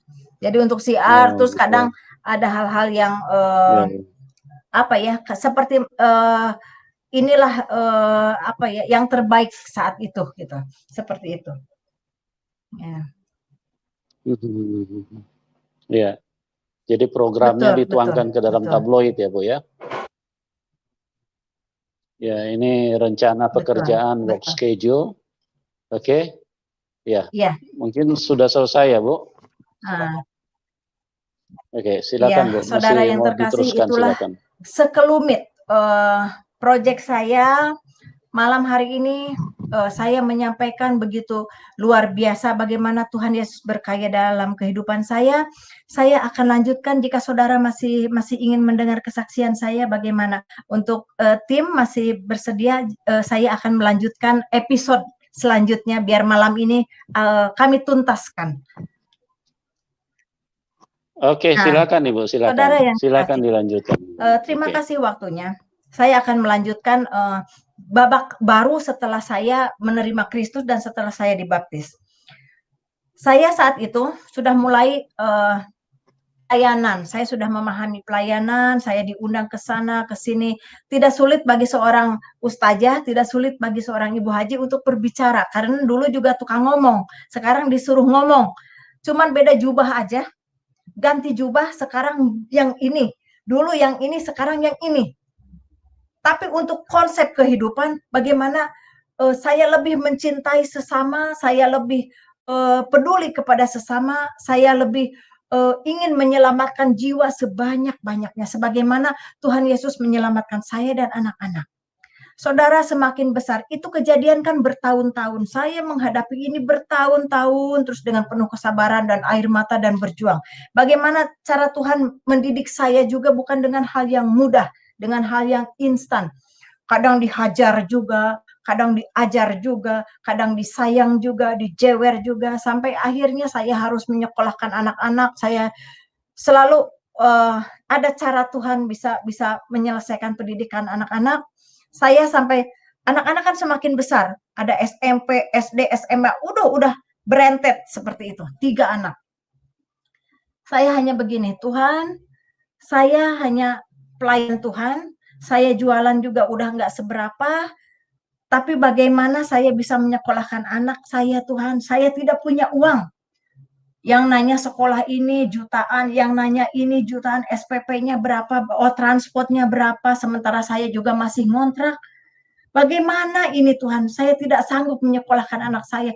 Saya hanya bergumul kepada Tuhan. Tuhan Yesus, tolong anak-anak saya. Sekolahkan anak-anak saya. Tolong, saya cuma janda, nggak punya apa-apa. Tolong, hanya punya Tuhan Yesus. Saya besar harapan. Tolong sekolahkan anak-anak saya. Saya itu sering begini, sering dengar juga. Coba deh katanya cari beasiswa kemana? Saya tanya beasiswa yang di Indonesia ada persyaratan begini. Aduh, repot juga. Saudara yang terkasih, tahu apa yang saya lakukan? Satu persatu, karena saya tahu dari konsumen yang saya kenal. Coba cari ke luar negeri katanya. Anak saya dulu sekolahnya beasiswa ke luar negeri katanya, dari kedutaan. Ini saya udah nggak punya duit, nyekolahin anak nggak bisa, ini udah kepepet, mau bagaimana? Saya datengin satu persatu kedutaan, saudara. Di sini ada beasiswa enggak ya? Kalau ngomong-ngomong Inggris sedikit, bolehlah. Saya nanya ada beasiswa enggak, ada beasiswa enggak. Udah kayak pengemis nyari buat nyekolahin anak. Sampai akhirnya saya ketemu orang, Bu katanya, tuh di Jerman ada beasiswa buat nyekolahin seperti itu katanya gitu. Nanti ada keterangan surat tidak mampu dan lain sebagainya. Oh, saya semangat. Sampai akhirnya saya coba daftarin anak saya. Kamu mau nggak sekolahin ke Jerman? Aduh, gimana? Udah di sini hidup susah, apalagi di sana. Di sana kita punya Tuhan. Sekolah ke sana. Akhirnya, udah dari situ saya coba bikin data, ngumpulin ijazah anak saya dan lain sebagainya. Saudara, jangan dikira semua mulus. Yang menghina juga ada. Katanya, cuman anak penginjil nyokolahin anak ke luar negeri kayak pengusaha aja, emangnya punya duit gitu. Itu banyak sekali gitu. Tapi saya nggak gentar. Saya punya Yesus. Dia kan mau nyokolahin anak saya. Saya begitu. Saya daftarin anak-anak. Terus saya kumpulkan. Sampai akhirnya, Bu katanya surat dari universitas di Jerman ada. Loh, kok bisa ya? Tapi di situ harus ada garansi katanya. Harus ada harus ngasih uang jaminan kata itu. Uang jaminan dari mana? besar pula waktu itu, berapa euro gitu ya. Aduh, uang dari mana ini? Tuhan, Engkau yang menyekolahkan anak saya. Engkau juga yang akan membiayai anak saya juga. Tolong udah kebuka jalan sedikit-sedikit, tolong saya Tuhan. Jangan setengah-setengah, tolong full. Akhirnya apa? Tahu-tahu ada orang nelpon saya ke Bu katanya bisa nggak saya kontrak dengan salah satu gereja di situ Ibu kan bisa seminar ya Ibu bisa ngajar nggak ya bisa ngajar sedikit-sedikit ngajar apa Islamologi oh iya baik saya ngajar Ibu bisa khotbah ya bisa lah kalau nggak bisa tolong ajarin saya juga begitu orangnya nggak berarti oh saya bisa semua Tuhan Yesus ada untuk saya tidak saya juga oh iya maunya seperti apa saya ngikutin soalnya saya juga sedang belajar jadi sambil Tuhan ngajarin saya ngajarin orang saya juga sambil diajar gitu jadi sama-sama saling belajar sedang nggak ada yang pinter di dalam Tuhan yuk gimana oke kontrak ya Bu ya ya udah gitu saya ceritakan bagaimana perjuangan saya bagaimana saya mengajar bagaimana saya khotbah bagaimana saya seminar begini-gini akhirnya sedikit-sedikit terkumpul ada juga Tuhan menggerakkan orang-orang untuk membantu saya terkumpullah itu bagaimana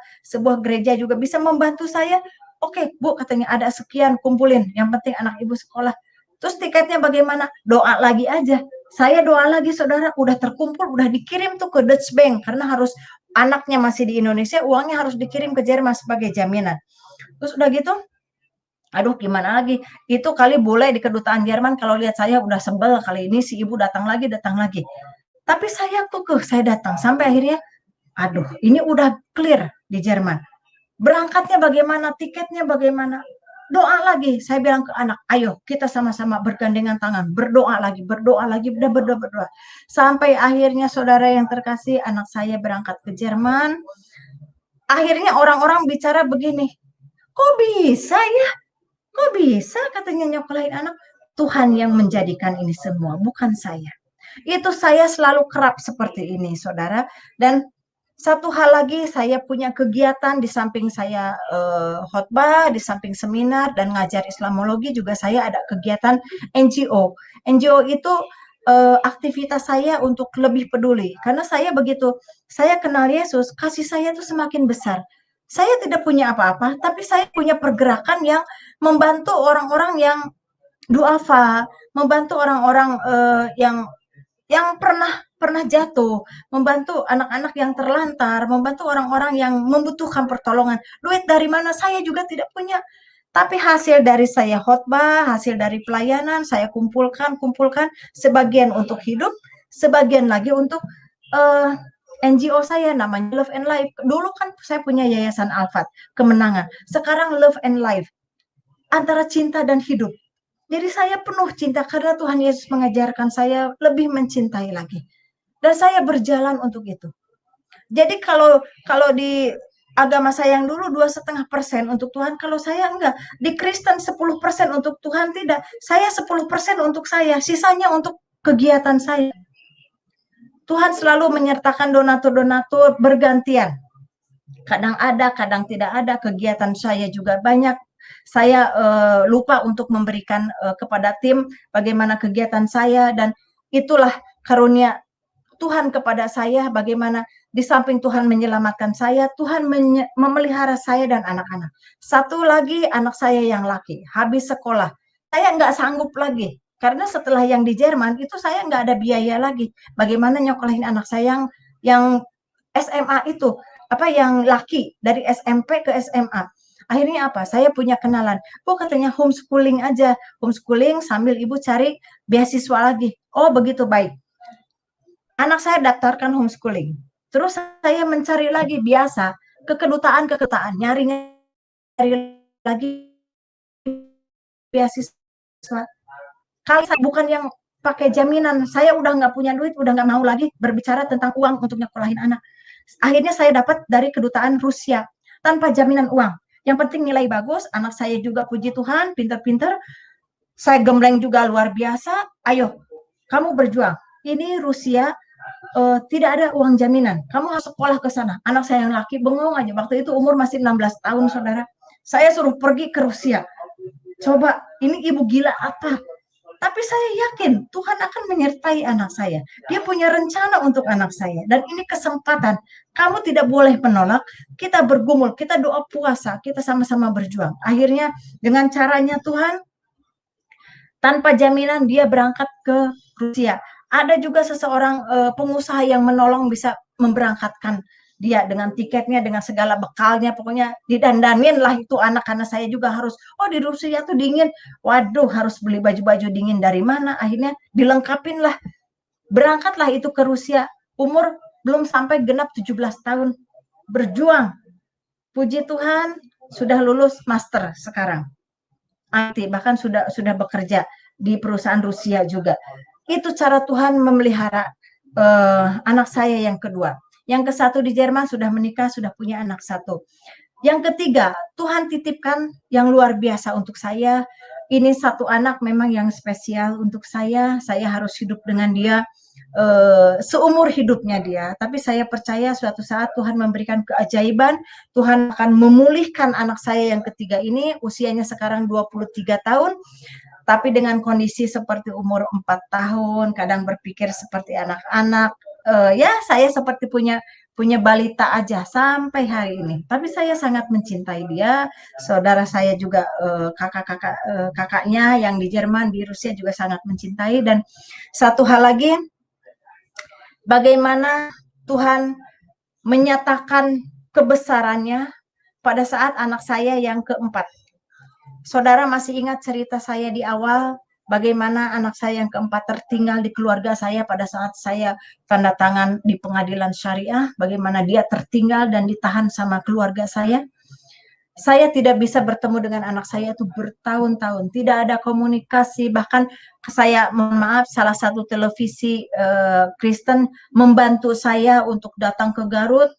Akhirnya terjadi sedikit bagaimana karena anak saya juga diambil paksa sama kakak saya, bahkan sekolahnya dipindahkan supaya tidak berhubungan dengan saya. Bertahun-tahun itu terjadi, seorang ibu yang rindu dengan anaknya hanya berdoa, dan saya bicara kepada kakak-kakaknya, ayo mungkin di Facebook, mungkin di media sosial atau bagaimana bisa ketemu adik kamu seperti ini. Sampai akhirnya saudara, di luar jangkauan manusia, di luar akal saya dengar kabar anak saya tuh udah dewasa, tumbuh dengan cantik, tapi dia masih muslim, karena di keluarga saya, di kakak saya, dan dia udah besar, udah waktu itu udah 19 tahun ketemu saya, bilang gimana kabarnya, saya bisa ke Garut, karena perlahan dan pasti keluarga saya mulai melunak. Cuman waktu itu marah karena kaget katanya. Tapi ya nggak sampai membunuh, ya karena kaget. Akhirnya mereka tuh minta maaf kepada saya. Nggak apa-apa, itu saya sudah memaafkan kok. Sebelum keluarga memaafkan, saya sudah memaafkan. Bahkan saudara, saya bisa mengumpulkan uang, saya bisa memberangkatkan ibu saya umroh. Ibu berangkat umroh karena belum pernah berangkat umroh, dan dia hanya bermimpi ingin ke Mekah gitu. Sementara kakak saya yang udah haji, yang udah dari muslim besar-besar yang punya uang pun tidak memberangkatkan. Tapi saya dengan sukacita, mama mau berangkat umroh, ayo berangkat umroh. Tapi habis memberangkatkan umroh kepada ibu saya, saudara, Tuhan membawa saya ke Israel. Ada pengusaha yang mengundang saya bawa ke Israel, ke Mesir, kemana, keliling-keliling. Seperti itulah, seperti apa ya, saya melakukan ini untuk ibu saya, berangkat ke Mekah, malah Tuhan memberikan yang lebih untuk saya. Saya dibawa keliling sampai bingung. Kemarin saya memberangkatkan ibu saya umroh, kok kenapa hari ini saya ada di Israel? Saya bingung, nggak ada uang sedikit pun, karena uangnya habis untuk umroh ibu saya. Tapi bisa sampai bolak-balik seperti itu. Sampai akhirnya anak saya menghubungi, ibu katanya, aku mau menikah. Oh, dengan siapa? Ibu datang ke Garut. Saya datang ke Garut. Ya, saudara mau tahu satu hal yang membuat saya kaget. Ternyata anak saya itu yang keempat itu sudah diadopsi kakak saya. Bahkan akte kelahiran, kartu keluarga semua atas nama kakak saya. Dan itu bagi manusia mungkin tidak akan terjadi, bisa berbalik seperti itu. Tapi apa yang Tuhan Yesus lakukan untuk saya, yang bertahun-tahun saya menangis, ingin ketemu anak saya, ingin mengaku saya sebagai ibunya, itu waktu itu mau menikah ke KUA. KUA itu menanyakan, ini siapanya? Oh, ini uaknya, karena kami dari Sunda. Ini uaknya. Oh, bapaknya mana? Bapaknya udah meninggal. Minta surat kematian. Saya punya surat kematian, saya berikan. Terus ibunya di mana? Oh, ibu saya di Jakarta. Gitu. Masih ada, masih ada. Oh, begini ya. Tolong ibunya panggil karena ini tidak sah. Karena harus ibu kandung yang menikahkan dan harus wali daripada saudaranya, bukan dari uaknya. Karena garis keturunan di Islam itu garis keturunan wanita itu kan tidak ada. Yang ada dari garis keturunan pria. Nah, garis keturunan pria suami saya udah meninggal. Adiknya yang laki juga sudah meninggal. Berarti terputus. Nah, sementara ada satu yang bisa jadi wali yaitu kakaknya. Nah, kakaknya itu yang di Rusia itu orang Kristen. Sudah terima Yesus, berarti tidak boleh jadi wali. Nah, kalau di Islam itu kan tidak boleh keluarga dari wanita itu jadi wali, harus wali hakim. Itulah cara Tuhan. Bagaimana itu akte kelahiran dicoret, bagaimana kartu keluarganya kakak saya dicoret, dan itu sudah tidak berarti apa-apa, dan harus membuat baru dengan akte kelahiran atas nama saya dan almarhum suami saya. Dan wali waktu menikahkan adalah wali hakim. Nikahnya juga di masjid. Saya datang dengan berkerudung, saya datang dengan mengucap, oh Tuhan Yesus, praise the Lord. Sekian kuatnya keluarga saya memisahkan saya dari anak, tapi pada saat pernikahan malah saya yang datang di situ. Bahkan kakak saya sendiri pun tidak datang. Yang ngurus kakak saya yang lain. Saya punya besan juga, mereka yang urus semuanya. Sampai ada pesta pernikahan, sampai beres semuanya, tidak terjadi apa-apa. Tidak selembar rambut pun jatuh, tidak ada darah sedikit pun. Selama saya berjuang 15 tahun, 16 tahun bersama Yesus. Itu tidak mudah, saudara. Bagi saya, Tuhan Yesus adalah segalanya. Bagi saya, Tuhan Yesus selalu menaungi hidup saya dan saudara tentunya.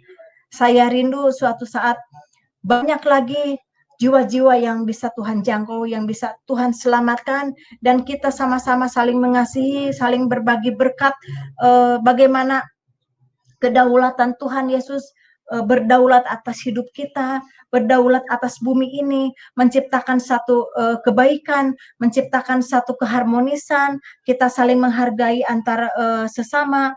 Dan semenjak saya kenal Yesus, saya lebih mencintai lagi, saya lebih peduli lagi, saya lebih belajar bijaksana. Bahkan Tuhan membawa saya bisa penginjilan ke berbagai daerah di Indonesia. Bahkan Tuhan membawa saya sampai ke luar negeri, sampai bisa ke India, ke Nepal, bisa ke Bangladesh, ke Rohingya, bisa sampai ke Haiti juga, bisa ke negara-negara lain. Bahkan pada saat setelah 20 tahun sendiri, saya juga tidak menyangka Tuhan akan memberikan pendamping. Waktu saya berangkat ke Pakistan, saya sampai ke Islamabad, sampai ke perbatasan Afghanistan, Faisalabad. Dari Karachi ke Lahore dan terus pergi-pergi seperti itu, saya punya rencana, saya ingin berangkat ke Iran, karena saya rindu sekali ingin pelayanan ke daerah Syiah seperti itu.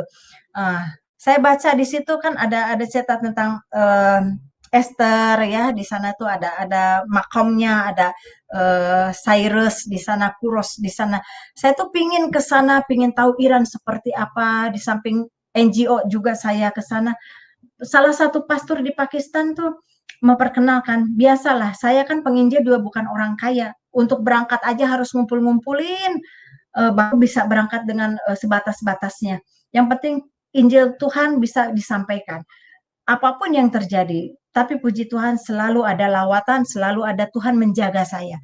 Sampai akhirnya kalau penginjil mau pergi itu kan yang dicari bukan untuk menginap hotel, tapi cari tumpangan supaya bisa numpang gratis, supaya bisa makan. Kalau makan mah oke lah, kita sambil bawa bungkusan apa. Yang penting tidak merepotkan. Yang penting saya tidak membayar untuk menginap. Salah satu pastor itu memperkenalkan yang dari Pakistan itu, Bu, katanya dalam bahasa Inggris, kalau Ibu mau ke Iran, saya ada seseorang kenalan di sana, Ibu bisa mendatangi rumahnya, dia di daerah Iran, seperti ini. Oke, dia kasih kontaknya. Setelah itu saya kontak, saya permisi, saya shalom, saya kembali ke Indonesia, dan akhirnya saya bisa kontak dengan orang Iran. Tapi itulah setelah 20 tahun saya juga tidak pernah rencana akan Tuhan memberikan pendamping lagi. Saya tidak punya rencana untuk menikah kembali. Yang ada bagaimana saya bisa terus melayani Tuhan selama hidup saya, selama saya bisa.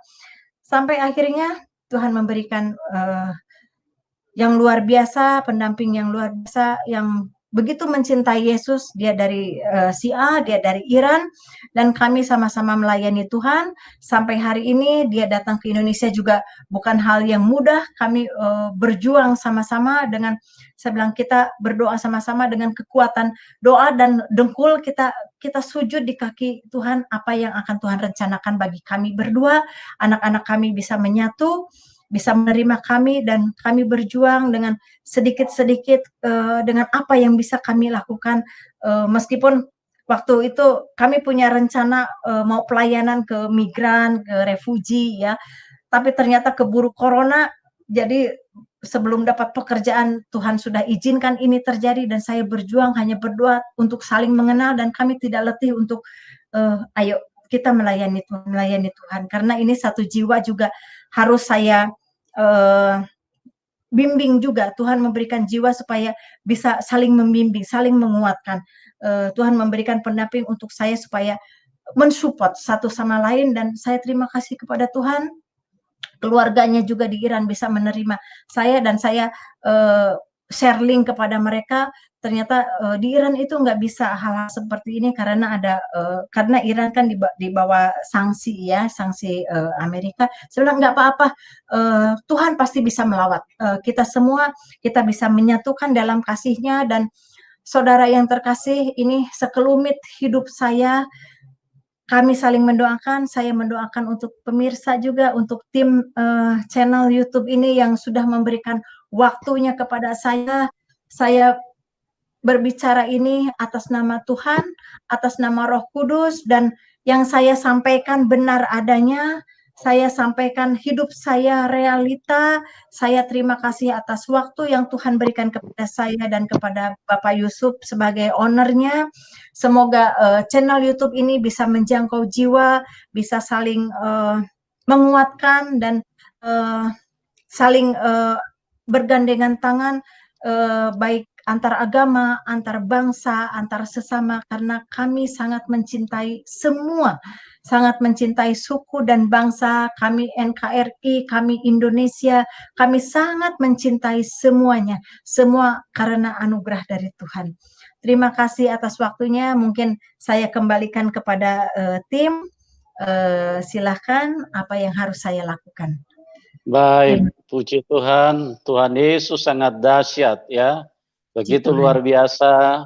Ada puluhan ribu orang yang menyaksikan pada malam hari ini, dan mereka sangat diberkati bagaimana Tuhan Yesus telah menjamah dan mengubahkan seorang ibu Nita yang tadinya sudah putus asa dan ingin mengakhiri hidupnya dengan meminum racun serangga, tapi Tuhan Yesus datang dengan kasih yang tidak terbatas, dengan kuasa yang tidak pernah bisa dibatasi. Padahal kalau secara manusia, Ibu Nita adalah seorang yang sangat tidak suka kepada Tuhan Yesus, bahkan seringkali mengajak orang untuk meninggalkan Tuhan Yesus. Tapi itulah Tuhan yang baik. Dia tidak pernah melihat latar belakang kita, dia tidak pernah memandang kekurangan kita, dia tidak pernah memperhitungkan kesalahan kita. Yang penting kasih-Nya bisa sampai kepada manusia, dan dia bisa menyelamatkan dan mengangkat kita dari lumpur dosa, dari hal-hal yang begitu menekan, yang begitu mengerikan, yang begitu membahayakan hidup kita. Itulah Tuhan yang benar, Tuhan yang mengasihi kita semua. Oke, sekali lagi kami berdoa buat semuanya yang sudah bersama-sama dengan kita, yang sudah menyaksikan kasih karunia Tuhan, kebaikan Tuhan, kemurahan Tuhan turun di dalam kehidupan semua yang menyaksikan acara ini, dan bisa masuk di dalam rencana dan kehendak Tuhan. Dan juga kami menyampaikan terima kasih kepada Ibu Nita yang sudah bermurah hati mau membagikan kesaksiannya yang begitu luar biasa. Ya, dan sekali lagi Ibu di akhir acara ini untuk bisa menyampaikan closing statement bagi kami semua. Silakan Ibu. Terima kasih kepada pemirsa yang ada di rumah. Tetap semangat, tetap mencintai Yesus, tetap hidup di dalam kasih-Nya. tetap mengikuti Yesus sampai akhir, dan percayalah setiap hidup ini, baik gelombang besar, baik gelombang kecil, Tuhan Yesus menyertai kita semua. Tetap semangat dan terus mencintai Yesus. Salam untuk seluruh keluarga dan pemirsa. Tuhan Yesus memberkati. Selamat malam. Baik, puji Tuhan, haleluya, terima kasih, dan Tuhan Yesus memberkati kita semua. Sampai berjumpa di program selanjutnya. Salam kemenangan buat kita semua. Amin.